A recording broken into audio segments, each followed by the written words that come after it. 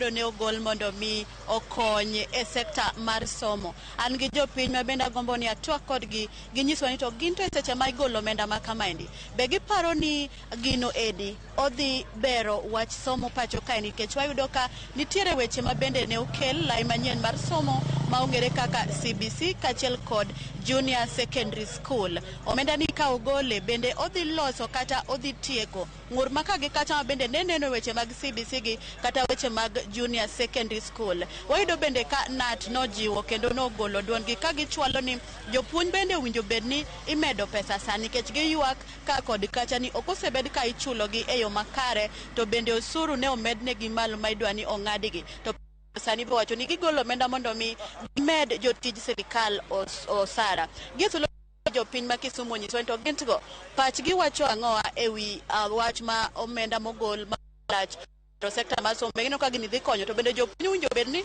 imedo osara kaka yuago pacho kaendi. Machiegni abo chako kodi king'iyo kamera mondo inyisa ni to in pachi chalo nade. Omenda ogol ne skunde kata omenda ogol mar bero sekta mar jopuonj kae nitiere seche ma imedo jotij sirikal osara, gimbe gidwa nomigi osara bende gisebedo ka giyuak chien kanyo kabisa. In inyalo wacho ang'o?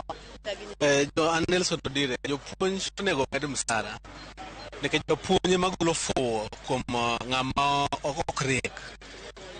To kosebed gi msara to wadwa ni jopuonj bende nyaka bed gi transparency. Wadwa ni jopuonj bende nyaka timnegi audit, nikech nitie pesa ma giketo e skunde ma ok necessary. Ikwayo jonyuol gik mang'eny, tong', gwen, ang'o, nyathi chwe ang'o. Koro agombo neno komed gi pesa to gik ma ok necessary onego bed gigolo kuom jonyuol mondo wabed kod ting' mayot. Nikech yudo ka sani sirikal ogolo pesa to weche mag gedo pod ikwayo jonyuol pesa mag gedo, jonyuol nyaka gedi, sirikal bende ogolo pesa. Nyithindo pod riembo to iwacho ni kata sekondari nokelo nomed pesa. Nyithindo pod riembo e schools te onego bed ni wagolo mana pesa mar lunch kende. Koro wadwa ni kata ki imedo pesa ma sirikal okelo ni, wadwa ni transparency maduong' moloyo mondo wane kaka jonyuol. Yeah. Iparo ni weche ma kotenore kod wach Junior Secondary School be odhi maber e kaunti ma Kisumu kaendi. Jonyuol kachiel kod jopuonj gi nyithindo bende gisechako ng'iyo gi lai manyien mar okelni kata gino ma Kisungu wacho ni adapting. Be gise adapt gi lai manyien mar somo mar Junior Secondary kod CBC mabiro? Gini pok oneno maber nikech iyudo ka pogo primary gi junior secondary pod otamowa nikech pok onge skunde moseger mag junior secondary. Koro miyo pogo tek, nyithindo pok osoea nikech pod chala ni pod gina primary machon cha.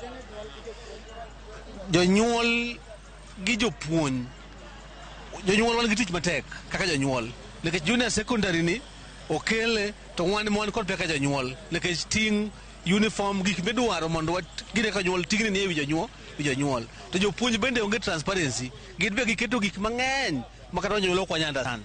Omiyo koro dwagombo ni jopuonj nyaka bed gi transparency maduong' moloyo.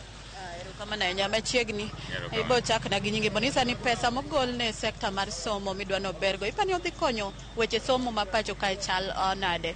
To kwa ng'iyo weche mag junior secondary be odhi maber e alwora ma Kisumu ni kata pacho kae ndi mangima mondo mi seche ma igolo pesa ni endi mano be dhi konyo e weche mabedo osebedo king'ur godo ka kod kajo kod weche somo kata lai manyien ma biro CBC Junior Secondary kachiel kod osara mar jopuonj. An gi nyinga iluonga ni Kevin Ngala. An gi nyinga iluonga ni Kevin Ngala, jadak mar Kisumu County ka.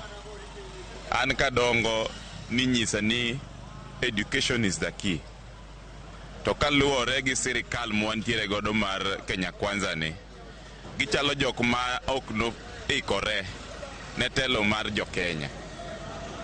Political manifesto margi nowacho ni dhi bero wach mar education ei Kenya ka. To onge gimoro kata chiel magisetimo ma inyalo wacho ni sirikal mar Kenya Kwanza timo maginyalo improve godo weche mag education ei Kenya ka. Kanya nyithindo timo penj,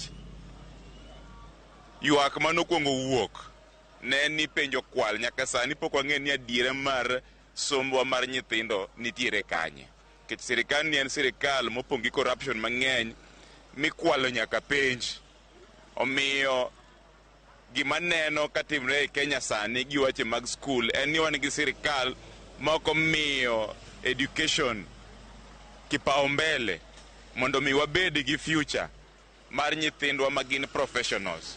Ginego education e Kisumu, education ei Kenya sani onge value mora mora.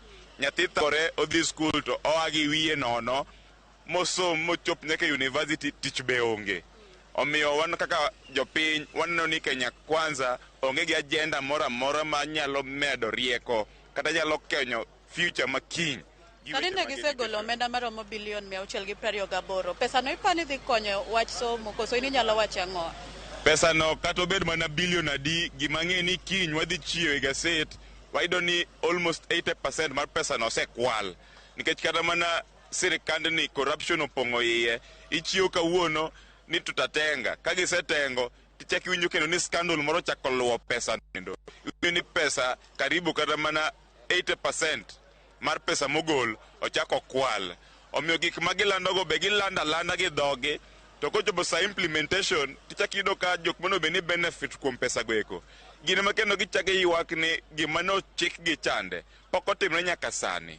Wach mar junior secondary school ni en wach mane sirikani ne ok dwar kane gidonje loch. Akia nang'o madogo lokre, to an ang'eyo ni min nyathi mong'e kaka nyathi chalo uchungu wa mwana ajue ni mama.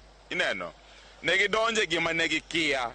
Omiyo kata mana king'iyo JSS niendi gichacha joma temba ni mondo tinegi, to chuny mar miyo JSS o succeed mane ni gima gionge godo. Jopuonj be paro no winjo med piyo mana piyo osara. Wach mar osara niendi kiny wadhi e ng'anyo maduong'. Wakwayo jopuonje te mondo wuog oko mondo ginyis ni ok gidwar wach mar ushuru mimedo niendi. To wang'eyo ni kot be tugo gi sirikal e sana achiel. Ging'ado kawuono ni wach mar ushuru kik dhi mbele, kiny wang'eyo ni sirikal chak wuok ni gidhi e court of appeal. Pod gibedo mana ng'ado ji. Japuonj onego med msara 100%. Sani 1,000 chalo 100. Kidhi e duka skari en siling 500, chak en siling 100, mkati siling 150. You need 1,500 shilling to spend in a day. Omiyo jopuonje nyaka medo sara giyud gimbe gikonyo nyithiwa gibed gi ngima maber e mbele kanyo. Erokamano ahinya. Machiegni ini nyalo wacho ang'o e weche ma omenda ogol sani madhi konyo sekta mar somo? Iparo ni be odhi konyo kaka osechane no endi, to weche mag medo japuonj osara ineno nade? Winjo med japuonj osara koso in pachi chalo nade kaka japiny? Mokwongo iluonga ni Vincent Ofafa, jadak ma Kisumu ka. Omenda ogolo maromo bilion 620 gi wiye. Ogolo omenda maber kabisa, to koro ok wang'eyo no omenda ni be dhi chopo ne jopiny. Mane gima ok wang'eyo, to de waher no chop ne jopiny. Mokwongo jopuonj onego med pesa kabisa. Jopuonje deal gi nyithindo ma njore, nyithindo ma jobeche, nyithindo ma tijegi tek. To gimonde don preps kendo night preps be gimonde ginene gichopo e classes monego be ni medo gi osara. To kopore gi magno ero, wach CBC be onego be ni ikelo negi equipment mabeyo makonyo gi e somo. Wach CBC gi jok manotimo tenda be ng'eni kani wach CBC ne biro nolos gik mang'eny e skunde mane onge, to jogo pok ochul nyaka kawuono. Koro kwang'e ni pesa ni dhi chopo ne jogi ma chulgi kata ok dhi chopo, but de waher mondo chopi. Koro wan wachno wasiro ni mondo omed jopuonje msara. To kata kamano ero nyithindo bongi kaka somo yo makare, nikech wach CBC kaka nodonjo bago nyithindo pogo junior class gi ginene gi senior class tek kabisa. Koro mano wach masiro kabisa kaka jadak ma Kisumu ka. Machiegni mana ka watieko ini nyalo wacho ang'o e weche omenda no gol mobil no kel gi 20 gi wiye mar konyo weche somo? Iparo ni omenda no kogol kamano odhi konyo sekta mar somo nade kata odhi kelo lokruok mare? Alafu jopuonj bende kokalo kuom riwruok mar jopuonj ma primary nat owacho ni ber mondo jopuonj omedo sara gi jopuonj osebedo ka thagore, nitie moko manyaka ne chak puonjo kamoro to gin mana kar tiendgi, ok gol gi kanyo ka itero gi ong'ala manyiwa. Gino mowacho ni ok migi promotion. Inyalo wacho ang'o weche machalo kamano? An kuom nyinga iluonga Josephat Odura, jadak ma Kisumu County ka. Kulure gi weche mag pesa manyogol joma nogedo contractors, dwaher mondo pesa no ogol kendo mede obed mang'eny moloyo ka, nikech ng'eny jogo notiyo gi pesa mang'eny to pok to chulgi, to nego chulgi kendo pesa no mondo chop kuomgi to kalure nyaka gi weche bende mag ni medo jopuonj osara. Jopuonj wadwa ni mondo med teachers salary, mondo japuonj obed gi pesa maber, mondo japuonj opuonj ma nyithindo gi mijing'o, mondo nyithindo winj gik ma japuonj wacho ni. Japuonj bedo gi wasiwasi moko ma japuonj oro nyathi siling' 100 nikech japuonj onge kata na pesa monya nyiewo kalam monono go gima nyathi otim. Koro kanyo wadwa med jopuonj msara. Junior secondary ka bende sirikal wakwayo waziri Machogi no obede serious. Junior secondary no nyithindo dhi anono kuom higni gi te, gima gidhi somo malong'o gi understand, gige teach equipment onge. Koro wakwayo government, waziri gi sirikandno gibed joma serious. Ji hinyore, kiny to wane maandamano, jopiny owuok ka rombgi. Mana kamano Cleophas, moko kuom paro mopogore opogore mowuok kuom jopiny ma Kisumu ka bende gisiro wach ma jopuonj osebedo ka ywago kotenore kod wach medo gi osara. Ka bende giwacho ni weche mag somo mar junior secondary bende sirikal owinjo kete maino mondo oneni en somo manyalo dhi maber koriwo jopuonj, nyithindo kaachiel kod jonyuol. Ka kamano kionge penjo moro amora mago e weche mowuok kod paro mopogore opogore, aduoko ni e studio mondo idhi nyime kod thoro wach ma wan godo kotenore kod ywak jopuonj pacho kaendi. Cleophas, an kuomi. Erokamano Millicent Adhiambo. Jogo mowuoyo kanyo ka ginyalo manyo gi go kod gi mbaka, gin gi pinga gigo te, onge gimoro amora ma gisiro. Ang' imany gi ane gigo mantie kar kanyo.